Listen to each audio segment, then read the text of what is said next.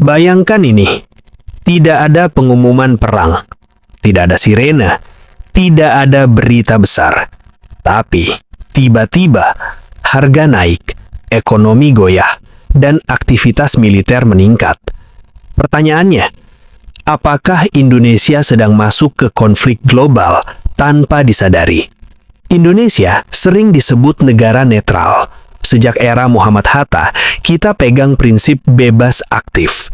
Tapi, dunia hari ini berbeda. Di satu sisi ada Amerika Serikat, di sisi lain ada Tiongkok, dan di tengah, Indonesia. Bukan sebagai penonton, tapi sebagai titik kunci jalur dunia. Coba lihat peta.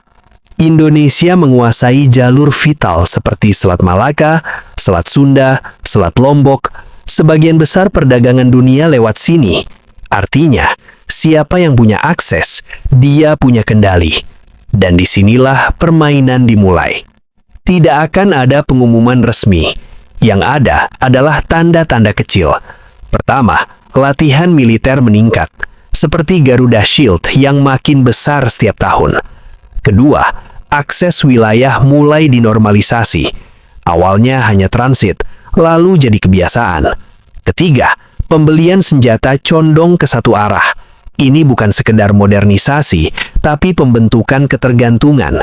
Keempat, narasi media berubah. Dari netral menjadi harus memilih. Semua terlihat wajar, padahal arahnya sama. Sekarang pertanyaannya, apa dampaknya buat kita? Jawabannya sederhana dan dekat.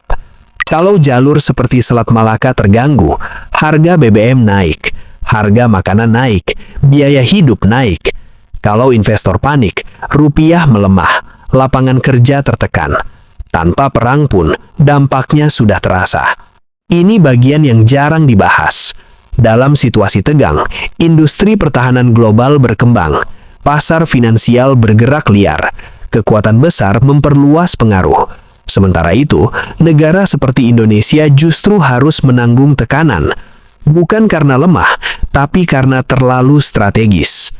Jika situasi terus berkembang, Indonesia bisa kehilangan posisi netral, masuk radar konflik global, jadi jalur logistik militer, dan yang paling berbahaya, semua terjadi tanpa disadari publik sepenuhnya. Jadi, ini bukan soal apakah Indonesia ikut perang atau tidak. Pertanyaan yang lebih penting adalah, apakah Indonesia sedang dimainkan atau sedang bermain? Karena dalam geopolitik, yang tidak sadar sedang bermain, biasanya adalah yang paling mudah dikorbankan. Kalau kamu merasa ini penting, like, share, dan tulis pendapatmu. Menurut kamu, Indonesia harus tetap netral atau mulai memilih?